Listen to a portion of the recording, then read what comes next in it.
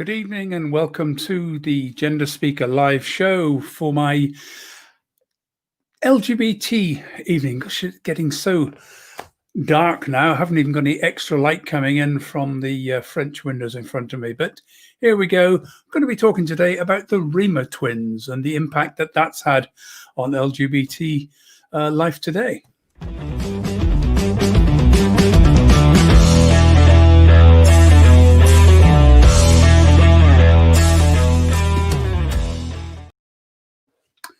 So, welcome to the LGBT history show.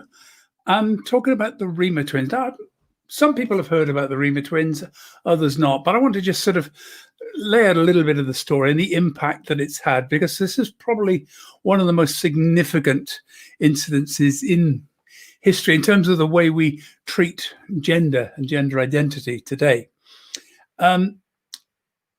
Just to start, Bruce and Brian Reimer are the Reimer Twins. They were born in Canada, in Winnipeg, Manitoba in Canada, in August 1965. Identical twins, but both suffered from a condition which I've never been able to pronounce properly, phimosis.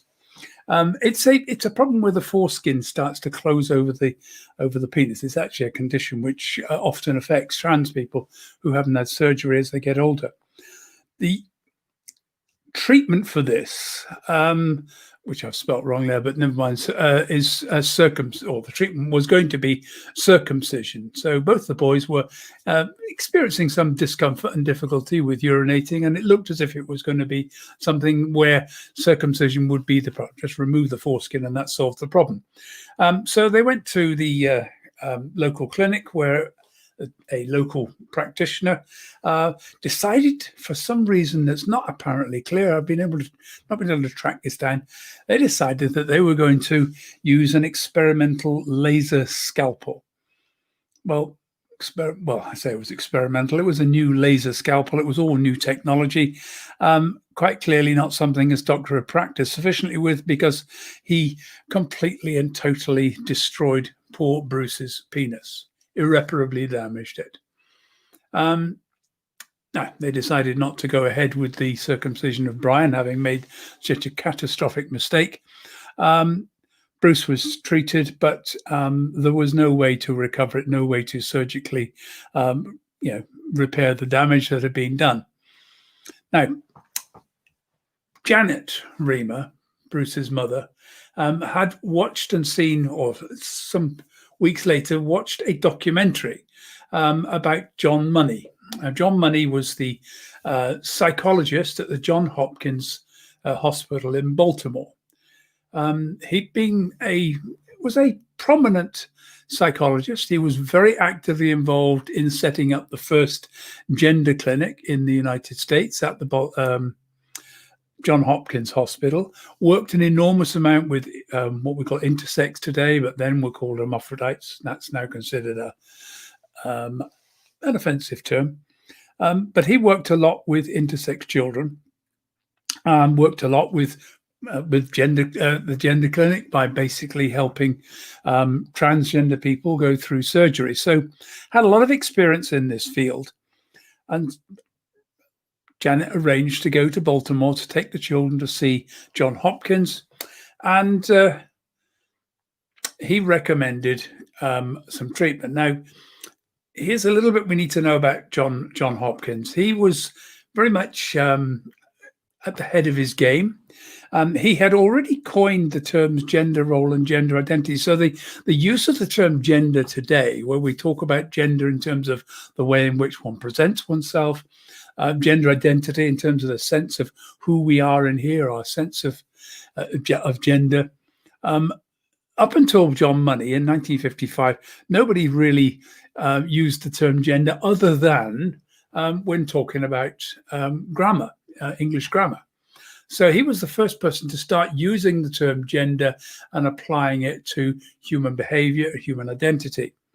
And he believed very strongly in a theory called the theory of gender neutrality. And this is all part of that huge, big nature versus nurture debate. what we're talking here is this idea that gender is something totally socially constructed. That and yeah, I would agree that in most cases, in a larger amount of what we're talking about, gender is something that's socially constructed. Why do girls wear dresses? Why do boys go for blue? Why are girls pink? All of that is something that socially we've decided that's what people should do. Boys should do this, girls should do this. We talk about our language, we talk about the clothes we wear, the behavior. All of that is gender. Now, there are physical things which are to do with sex, the voice, the thing, the primal parts of our body, the actually, whether you have a penis or whether you have a vagina, what's your role in the reproductive process? That's about your sex. But gender is about how we treat you as a result of that. And that term has now evolved from those early days. But gender roles was very much this idea that because you're a woman, therefore you will do more caring roles, you will be more involved in the private space, not the public space. Because you're a man, you go out to work, women stay at home, look after the children. All of those are what we call gender roles. Now, we're battling against those because they are socially imposed, socially constructed. There's no reason or justification for that. Okay, I accept, when a baby is born, it is the mother who is primarily going to be able to give care and support. But that shouldn't go on for for forever. And men should be playing a much greater role than they have been, and in most cases now tend to be playing a better role in terms of childcare. But when I was at school, boys weren't taught childcare. Assumption was you didn't do that. My sisters always had to do more of the care and more of the cleaning in the house. I didn't get to. I had to go out and chop wood because I was a boy, where my sisters would be doing the washing up. So, these are sort of gender roles which are imposed upon us right from an early stage. I didn't say that's what I want to do. It was, my parents decided that's a boy's job, that's a girl's job. All of that. And this idea of gender neutrality comes about that says, well, actually, because it's all imposed on us, that if I choose to take a girl and bring her up as a boy, she'll act like a boy. And if we actually undergo surgery and reassign the child to be a boy, then they will become a boy. And this gender neutrality idea has come about from the treatment of intersex children, where a child is born indeterminate genitalia, micropenis, or a large clitoris.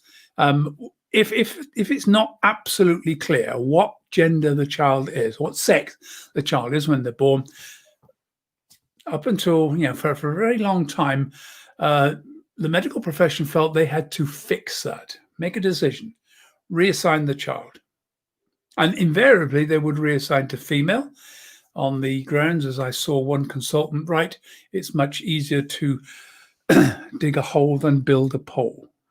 Oh, I can't believe that people are like this anyway.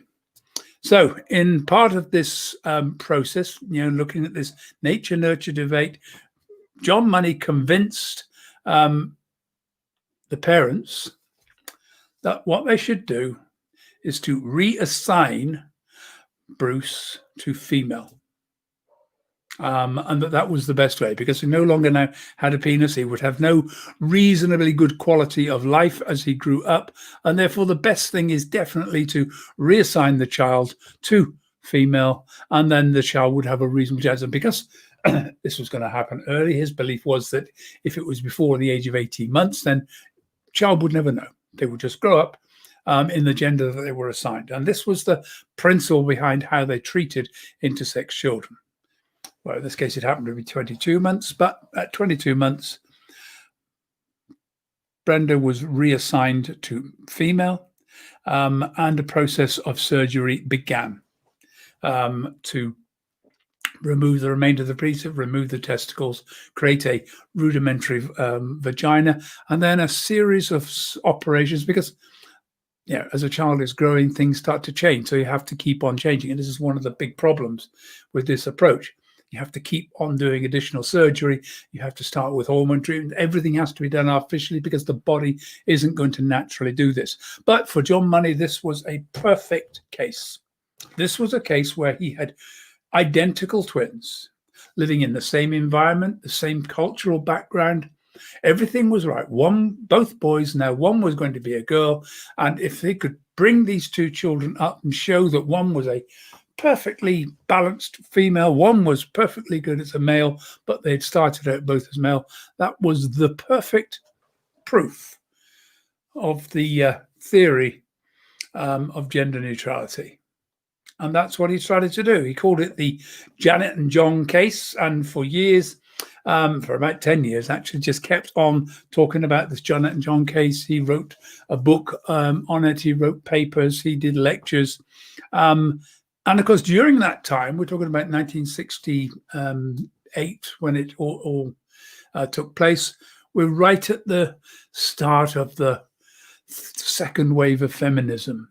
And it was picked up because this was all about proving that gender was a social construction, that if you got rid of that social construction, if you changed the basic rules and started treating people differently, they would grow up differently.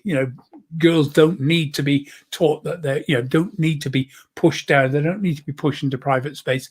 Girls can do just anything that boys can do, or it's just a matter of socialization. The problem was it didn't work. And that's the real difficulty. And John Money knew it wasn't working, but he kept on telling everybody it was working. But the reality is that Brenda hated being a girl. Nobody thought Brenda was a girl. She didn't look like a girl. She didn't act like a girl. She looked like a boy all the time. She acted like a boy. She was aggressive. She was angry. She hated what was going on. And it turned out, we learned later, all sorts of horrible things were going on in the treatment of Brian, because Brian was going along to meetings with John Money, and there was a whole range of problems that was happening. Money was encouraging the twins to engage in sex play so that they would grow up as healthy adults with a natural sense of sex. Well, you don't normally do this for kids, but there was a whole lot of questionable activities undergoing there. In March 1980, Brenda said, "No, I'm not going back to see John Money." She absolutely hated it, refused to go back. And in a big blow up, the parents explained to Brenda what had happened, what was going on in her life. And that day, she took off her female clothes, put on male clothes, changed her name to David, and began living as male. It was that important that she felt that she was a boy. And despite whatever's going on inside, David knew that he was a boy. He went through a whole process, underwent reassignment surgery, even to the construction of a new penis, bilateral mastectomy, removal of the breasts that had grown, married, adopted 3 children, and attempted to try and pull his life back together. But it was extremely difficult. John Money had still been really, not so much now, but still talking about the case as if it had been a success. But Milton Diamond, another sexologist, wasn't buying it, and he tracked down who Janet and John were, because their names had been kept completely secret all the way through. And when Milton Diamond discovered the truth about what had happened, he was furious, and he persuaded David to come out and tell the world, because he said, unless you tell the world, this kind of treatment is going to keep on happening. People are still going to carry on thinking that they can change people's gender, and they can't. He came out, told the world about it. John Colapinto wrote a book called As Nature Made Him. This book, it was turned also into a documentary.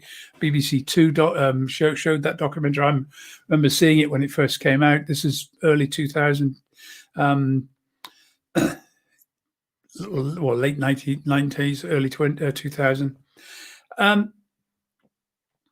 Unfortunately, the added pressure of all of the additional publicity, the problems of what had happened, the way in which Brian had seen his brother being treated, the stuff that had happened to him. In July 2002, Brian took an overdose and committed suicide. Not David, Brian. So it had actually destroyed not just David, but actually his brother had been so badly affected that he found it impossible to live. In May 2004, David's wife said she'd had enough, she couldn't cope with it anymore and wanted a divorce. And 2 days later, David drove into a supermarket car park and killed himself with a shotgun. Now, this is the tragic end to a tragic case, a whole life destroyed by somebody trying to prove a human case. It was like taking on a case. Gender identity is fixed. Who we are in our head can't be changed. I knew at the age of 6 that I was uncomfortable being male.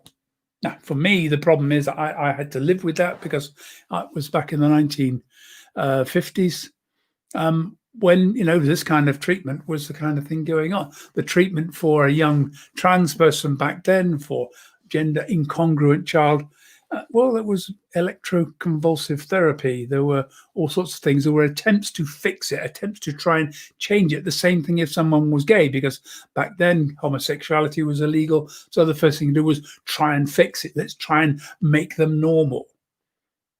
That's the challenge, isn't it? And even now, we're still getting this campaign against trans people. It's all about stopping the treatment of children. They'll just turn out to be gay. No, they won't. Okay, I'm not saying there aren't a few people going down the line of believing that they're trans when they're not.